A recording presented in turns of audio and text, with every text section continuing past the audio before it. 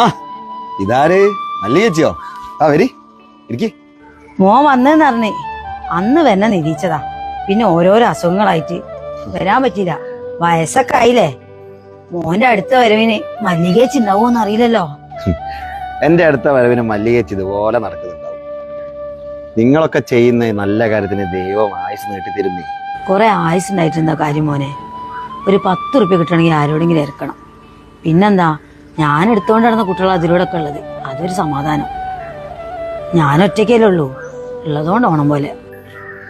മല്ലികച്ചി ചായ വല്ലതും കുടിച്ചോ? ചായ ഒക്കെ കുടിച്ചു മോനെ. ഞാനിപ്പോ വന്നതേ, ഇപ്പൊ ഓണൊക്കെ അല്ലേ, എല്ലാവർക്കും തിരക്കൊക്കെയാ. ഞാൻ ആരോടും എങ്ങനെ ചോദിക്കാന്ന് വിചാരിച്ചിട്ട് മോൻ വന്നതെന്ന് പറഞ്ഞപ്പോ ഞാൻ വെയ്യാറ്റ് ഓടി വന്നത്. എന്താ അറിയോ, എനിക്കൊരു 500 ഉറുപ്പ്യന്റെ ആവശ്യം ഉണ്ടായിരുന്നു. ഇപ്പൊ പണിക്കൊന്നും അങ്ങനെ പോവാനാവില്ല. മോന്റെ കയ്യിൽ ഉണ്ടെങ്കിൽ തന്നാ വലിയ ഉപകാരമായിരുന്നു. മല്ലികച്ചിനോട് ഞാൻ എങ്ങനെയാ ഇല്ലാന്ന് പറയാ? ഇപ്പൊ ശരിക്കും അതാ അവസ്ഥ. ഇതിപ്പോ മല്ലികച്ചിന്റെ മുഖത്ത് നോക്കി സംസാരിക്കാലോ എനിക്ക്. സത്യം പറഞ്ഞാല് ഗൾഫിൽ നിന്ന് ബിസിനസ്സൊക്കെ പൊട്ടി വന്ന ഒരാളാണ് ഞാൻ. ആരോടെങ്കിലും കടം ചോദിക്കുക എന്ന് വെച്ചിട്ടുണ്ടെങ്കിൽ ഈ വീടും പത്രാസും ഒക്കെ കാണുമ്പോൾ അവര് കരുതും ഇവനെന്തിനാ കടം ചോദിക്കുന്നത്, അതിന്റെ കാര്യമുണ്ടോ നോക്കാൻ. ഇനിയിപ്പം ഭാര്യേന്റെയോ മക്കളെയോ സ്വർണം പണം വെച്ചിട്ട് വേണം ഇപ്രാവശ്യത്തെ ഓണം കൂടായി. സത്യം പറയുകയാണെങ്കിൽ എൻ്റെ കയ്യിൽ ഒരു പൈസയില്ല. വളരെ ദയനീയ എൻ്റെ അവസ്ഥ. സാരില്ല മോനെ, ഒക്കെ ശരിയാവും. എനിക്ക് കുറെ നേരം ഇങ്ങനെ ഇരിക്കാനാവില്ല. ഞാൻ പോയിട്ട് പിന്നെ വരാം.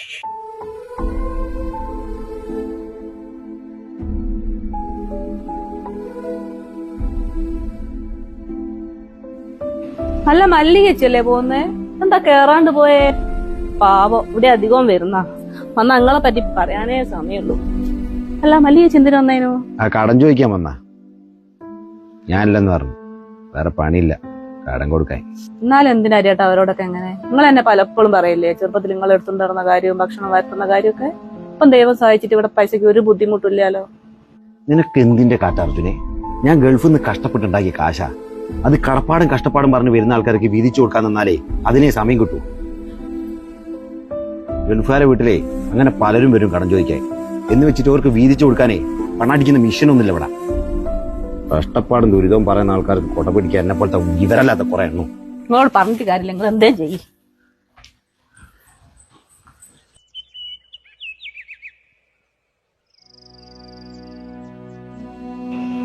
മല്ലികച്ചിയോ? വരി ഇരിക്കി. അർജുന, ആ മല്ലികച്ചി ഇപ്പൊ വരട്ടോ. ആ തള്ള വീണ്ടും വന്ന് കയറക്കാൻ പോയി കൊണ്ടുകൊടുത്തോ.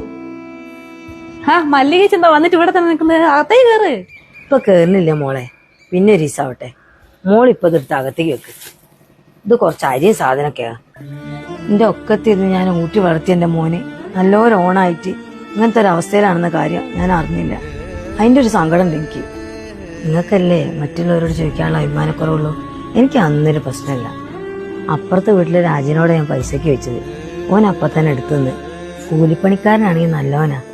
എന്തോരം ഞാൻ എടുത്തു നടന്ന ചെക്കനാണ്. ഇപ്പോഴും ആ സ്നേഹമുണ്ട്. ഓൻ തന്ന പൈസ കൊണ്ട് ഞാൻ ഈ സാധനമൊക്കെ വാങ്ങി. ഇത് വാങ്ങിയപ്പോഴേക്ക് നിങ്ങൾ ഓർമ്മ വന്നു. അതാ വേഗം ഇങ്ങോട്ട് പോകുന്നത്. ഓണായിട്ട് എൻ്റെ മോനും മക്കളൊക്കെ ഇവിടെ പട്ടിണി കിടക്കാൻ അറിഞ്ഞുകൊണ്ട് വീട്ടിൽ നിന്ന് ഒരു വെള്ളം കുടിച്ച് എൻ്റെ ചങ്കെന്ന് അറിഞ്ഞില്ല. അതാ ഞാൻ ഇങ്ങോട്ട് പോകുന്നത്. ഞങ്ങൾക്കൊക്കെ പട്ടിണി കിടന്ന് പണ്ടേ ശീല. നിങ്ങൾക്കൊന്നും അങ്ങനത്തെ ശീലമില്ലല്ലോ. പിന്നെ കുട്ടികളും ഇല്ലേ, നിങ്ങളിത് പോയി മക്കൾക്ക് ഉണ്ടാക്കി കൊടുക്ക്. ഞാൻ എന്നാ വീട്ടിൽ പോട്ടെ.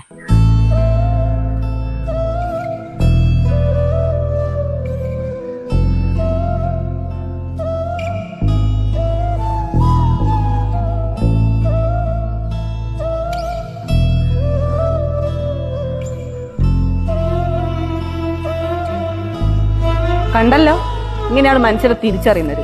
കുറെ ഉണ്ടാക്കി കണക്കും പറഞ്ഞ് അതും കെട്ടിപ്പിടിച്ചിരുന്നാല് മനുഷ്യനാവില്ല. മനുഷ്യനെ മനസ്സിലാക്കാനുള്ള മനസ്സ് വേണം.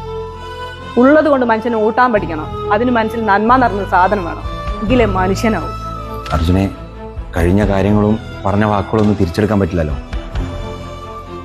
ഈ പണത്തിന്റെ മൂല്യം എന്താണെന്ന് എനിക്കിപ്പോ മനസ്സിലായി. ഈ പൊതി അതിന് സാക്ഷിയാ. ഇനി അവര് പട്ടിണി കിടക്കരുത്. അതിന് എനിക്ക് എന്തൊക്കെ ചെയ്യാനാവോ അതൊക്കെ ഞാൻ ചെയ്യാം. എന്തിന് നിങ്ങൾ എത്ര ലക്ഷം കൊടുക്കാന്ന് പറഞ്ഞാലും അവര് നമുക്ക് തന്ന അരിയോളം തരുമോ? കാരണം അവർ നീട്ടുന്നത് മനസ്സിലെ സ്നേഹമാണ്, ഒരമ്മയ്ക്ക് മകനോടുള്ള സ്നേഹം. നിങ്ങൾ നീട്ടുന്നതോ അതൊരു പ്രായശ്ചിത്തം.